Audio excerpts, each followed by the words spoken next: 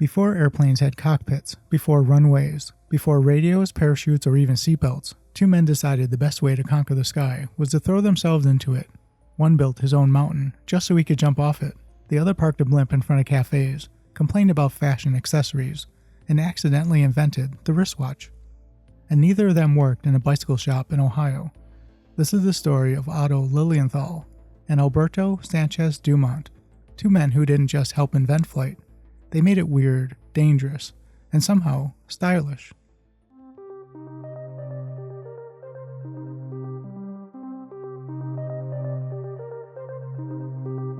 I'm Bill, and this is Buffalo Air Park. Let's dive in. Let's start in Germany with a man who looked at birds and thought, yes, that, but louder.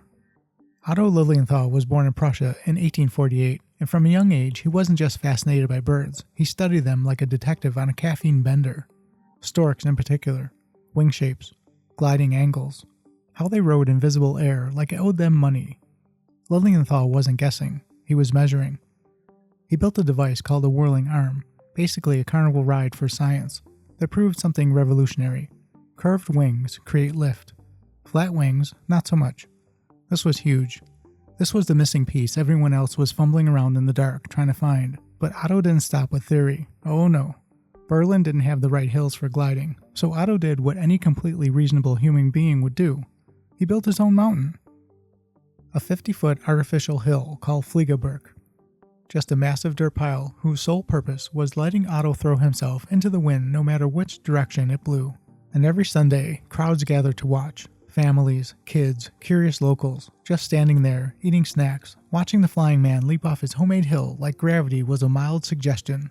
Over his lifetime, Otto made more than 2,000 glider flights.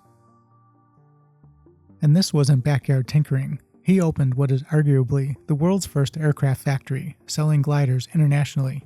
Yes, mail-order flying machines. Even William Randolph Hearst had one. Oh, and a side note, if you ever played with heavy stone building blocks as a kid, you can thank Otto and his brother Gustav. They invented them, sold the rights. Someone else got rich. Otto went back to jumping off hills. But there was a flaw. His gliders were controlled by shifting body weight, swinging his legs to steer. And when the wind got too strong, legs just weren't enough. In 1896, Otto stalled, fell about 50 feet, broke his spine, and died the next day. And his final words? Small sacrifices must be made. Which might be the most committed final line in aviation history. Now, let's leave the muddy hills of Germany and head to Paris, because this story takes a sharp turn into silk suits, cafe culture, and hydrogen-powered chaos. Alberto Santos-Dumont was born into enormous wealth on a Brazilian coffee plantation. His father was known as the Coffee King. Money was never a problem. Gravity, however, remained rude. By age 12, Alberto was driving steam locomotives. When he moved to Paris, he just didn't want to fly. He wanted to fly personally. And fashionably. He was small, about 5'5", barely over 100 pounds, and wore elevator shoes, tailored suits, and high collars. He didn't just look eccentric, he looked iconic. While others were risking their lives in gliders, Santos-Dumont went straight to balloons, then dirigibles, then personal dirigibles. One of them, number 9, became his daily transportation.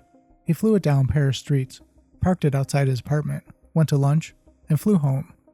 Imagine explaining that to your insurance company.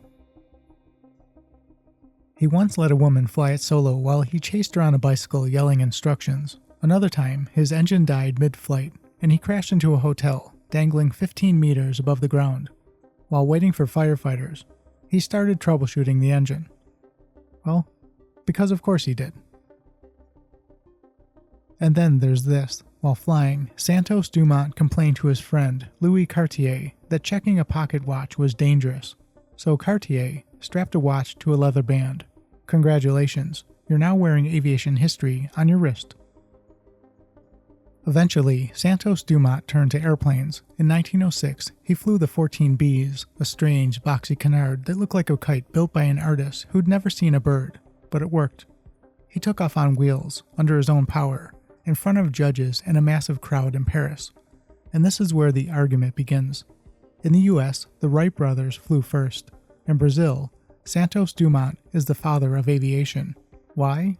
Because the Wrights launched in secrecy using a catapult rail. Santos-Dumont didn't.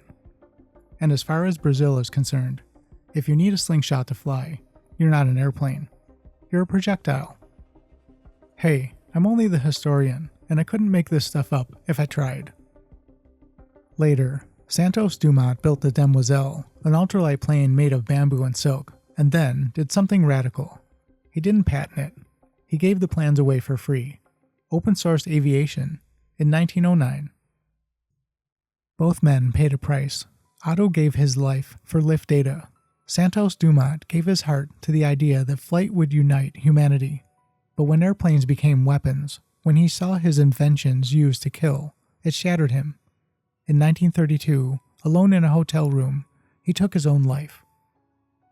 Two men from different worlds, different styles, different skies, but the same belief. And humans didn't need permission to fly, just courage, curiosity, and a willingness to look completely insane. Otto Lilienthal taught us how wings work.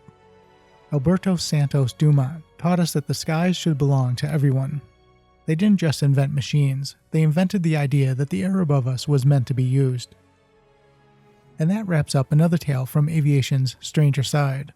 Until next time, keep your eyes on the skies.